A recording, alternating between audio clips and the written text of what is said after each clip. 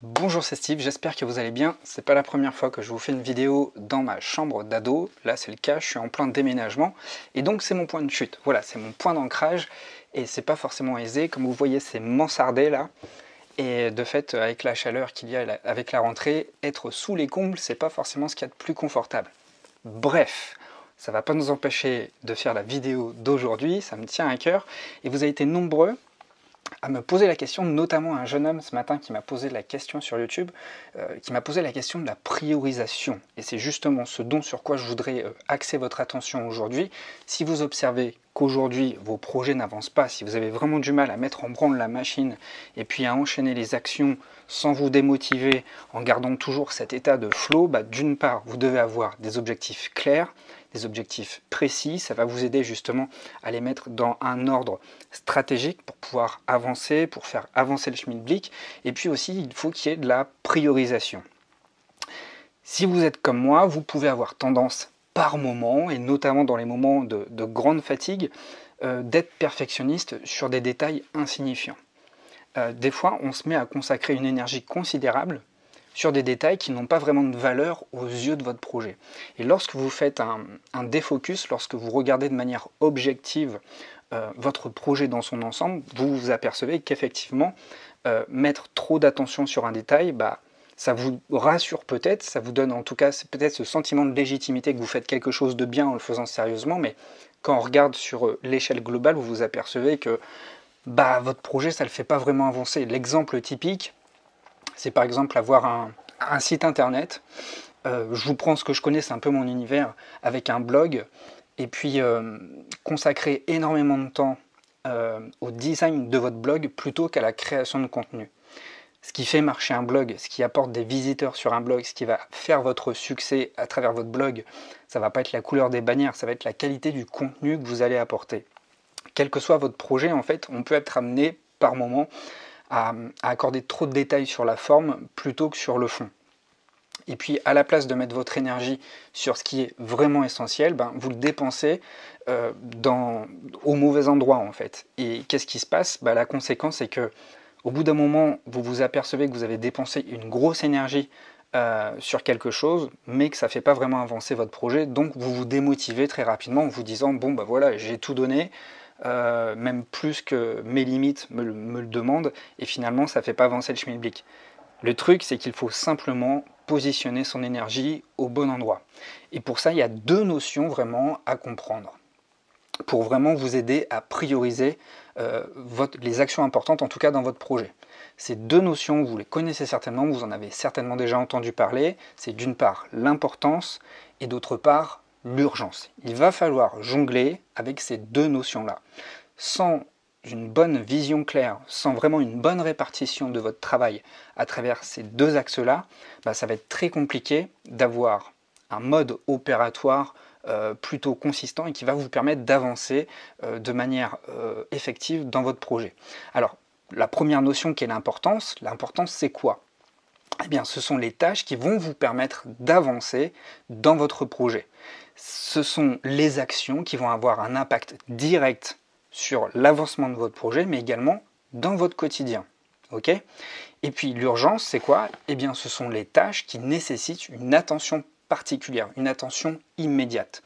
Le facteur ici, c'est pas tant le facteur importance, c'est pas vraiment, les tâches urgentes ne vont pas forcément avoir un impact immédiat, néanmoins elles sont caractérisées par la notion de temps. Il va y avoir une temporalité qu'il va falloir respecter, qui va être nécessaire, sans quoi votre projet risque de battre de l'aile.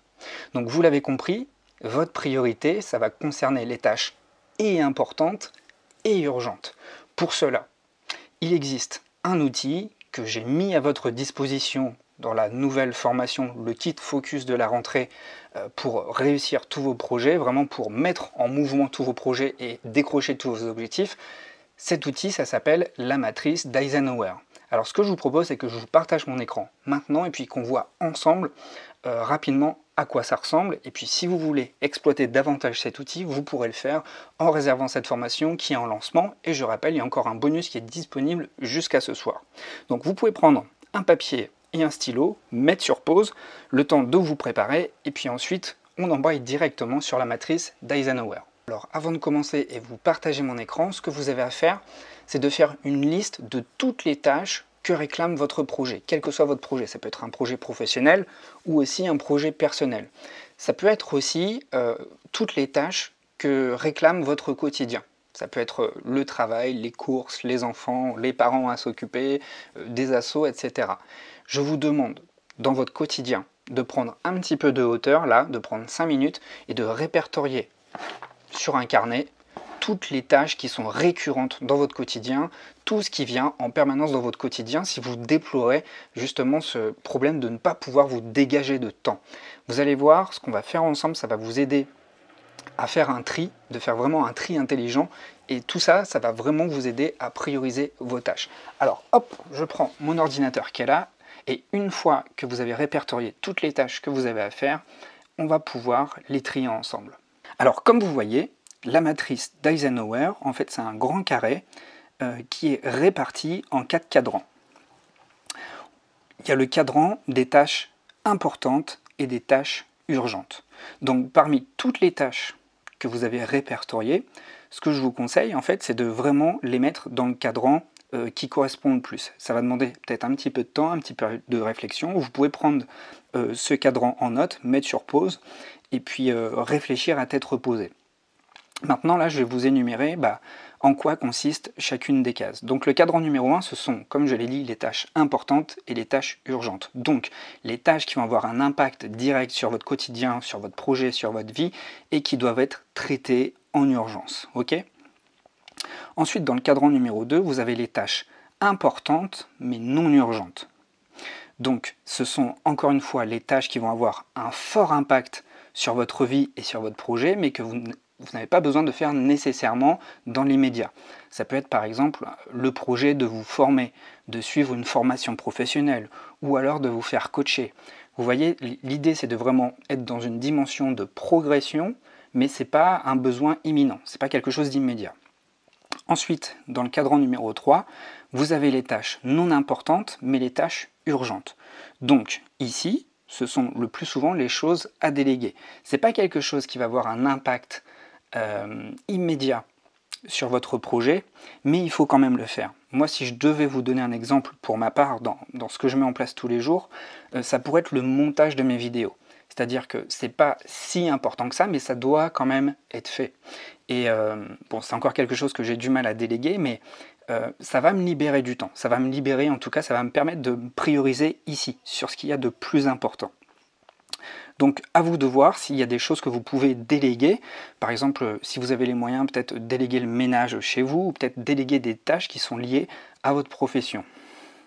Et enfin, dans le cadran numéro 4, eh bien, ce sont les tâches qui sont ni importantes, ni urgentes. Donc ça va concerner les choses à abandonner. C'est pourquoi c'est vraiment important de lister tout ce que vous avez à faire dans une journée, de prendre un petit peu de hauteur et d'être le plus objectif possible. Donc si vous êtes en couple, vous pouvez réfléchir à deux, ça va vous aider à avoir un regard plus objectif. Mais vraiment, n'hésitez pas à tailler dans le gras et à éliminer ce qui ne sert plus à rien. Vous allez vous rendre compte que par moment, on s'embête énormément avec des choses qui n'ont finalement que très peu d'importance et dans notre quotidien et dans notre vie future. D'accord ? Donc voilà, j'espère que cet outil aura été clair pour vous. Si vous souhaitez approfondir ce travail, c'est ce que je propose dans le kit Focus de la rentrée où on travaille vraiment en profondeur. Ça, c'est un des outils, entre autres. Évidemment, il y a d'autres outils.